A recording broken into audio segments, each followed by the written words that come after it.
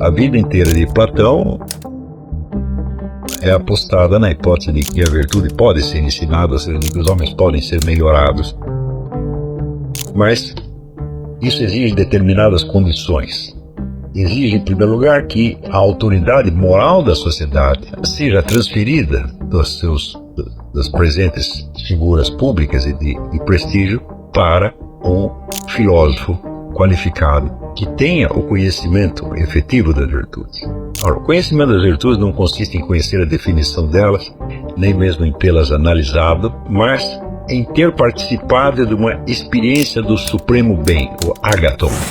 E essa experiência é aquela que só se obtém em verdade, só se obtém na morte, podendo ser ou a morte física efetiva ou o que se chama morte iniciática, quer dizer, uma experiência pessoal do estado de morte no qual todas as limitações da vida terrestre são transcendidas, todas as defesas que a condição corporal nos fornece são abolidas e então a alma é exposta, vamos dizer, a uma dimensão infinitamente maior no qual a estrutura da realidade se apresenta com toda a sua crueza e com todo o seu caráter de definitivo, como se diz, de juízo final.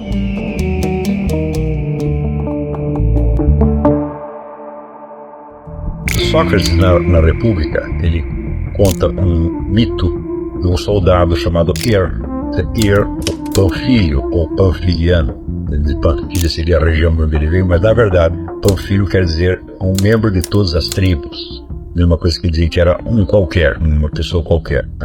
Então, o morre numa batalha e é levado à presença dos juízes ali. Então, ele vê aquela fileira enorme de mortos esperando o seu julgamento, e os juízes então dão o castigo para uns e o prêmio para outros, e após serem castigados ou recompensados, eles são chamados de novo para escolher as novas vidas que eles vão ter.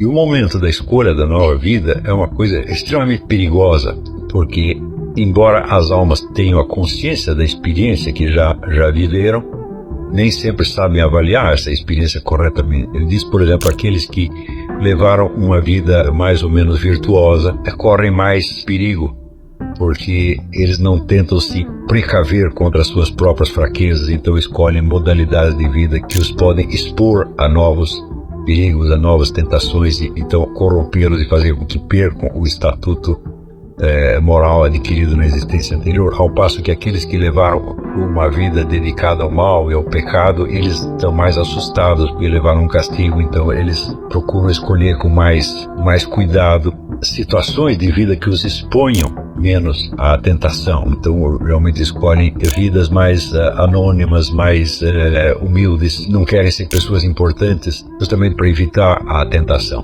Esse mito evidentemente não precisa ser interpretado no sentido reencarnacionista, e nem deve, porque na verdade Sócrates está se apresentando perante os seus interlocutores como alguém que passou por essa experiência. Ele não conheceria o mito, ele não podia ter criado esse mito sem que ele mesmo tivesse essa experiência. Então, evidentemente, não se trata da morte física, mas da morte iniciática. Isso é de uma vivência da morte, não necessariamente acompanhada da morte física.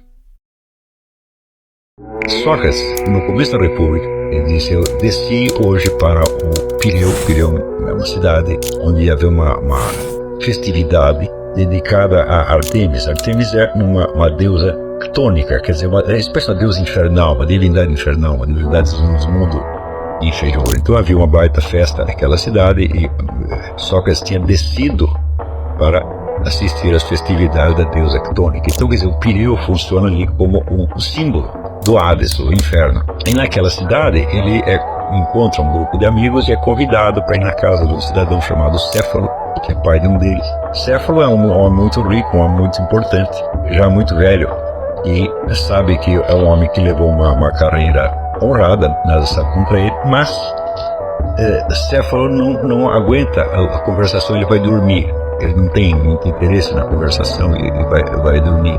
Então, vejam como Eric Froegen interpreta esta cena. Isso não é uma coisa do Eric Froegen, isso está muito claro no próprio trecho. Céfalo representa a velha geração num tempo de crise. Os homens que ainda impressionam pelo seu caráter e conduta, que foram formados numa época melhor. A força da tradição e do hábito os mantém no caminho correto, mas eles não são corretos por amor à sabedoria. E, num tempo de crise, eles não têm nada a oferecer à geração mais nova, que está então exposta a influências mais corruptoras. O ancião venerável, que desperta a nossa simpatia, não a perderá num exame mais próximo, mas a simpatia será temperada por um toque de condescendência, se não de desprezo pela sua fraqueza. Pois os homens desse tipo são a causa do súbito vácuo que aparece num período crítico com a quebra das gerações. De repente, evidencia-se que a velha geração se omitiu de construir a substância da ordem na nova geração. Isto é exatamente o pecado, a culpa daqueles velhos oficiais que foram insultados na porta do clube militar. Eles não são culpados de tortura, eu os conheço, eu sei que nenhum deles tem absolutamente nada a ver com os órgãos de repressão. Podemos dizer, não, eles foram acusados, foram insultados, sem culpa nenhuma, de maneira alguma. Eles têm uma culpa, mas não é nem aquela que eles pensam, eles se imaginam que foram insultados, sem culpa alguma, foram injustiçados.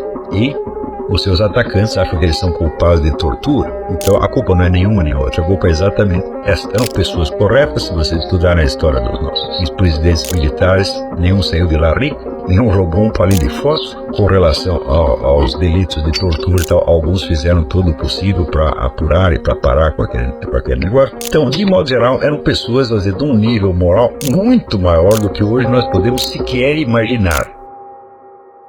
Mas eles eram virtuosos por força do hábito, do treinamento que receberam e da própria moral militar que os formou. E só por isto. E não porque tivessem um amor à sabedoria, porque que tivessem, vamos dizer, um desejo de se transcender e de se tornar melhores. Numa situação, vamos dizer, normal da sociedade, essas pessoas bastam para ir tocando o barco para frente, né? Mas numa época de crise você precisa de algo mais. Você precisa de pessoas que tenham em si mesmas a raiz da virtude e que possam exemplificá-la de algum modo. E que não apenas a tenham por força do hábito, mas tenham como efetivo conhecimento de modo que possam transmitir aos outros. Ter certas virtudes não quer dizer que você saiba ensiná-las, e muito menos infundi-las, porque ensiná-las seria, a palavra ensiná-las seria até fraca nessas circunstâncias, né? É preciso mais do que ensino, é preciso uma espécie de infusão. Infusão que, como nós vimos no livro do Julius Stenser, sobre Platão, o educador, se fazia não só, vamos dizer, por um ensino teórico, por uma instrução, tá certo? Mas por uma influência pessoal, direta, de alma para alma.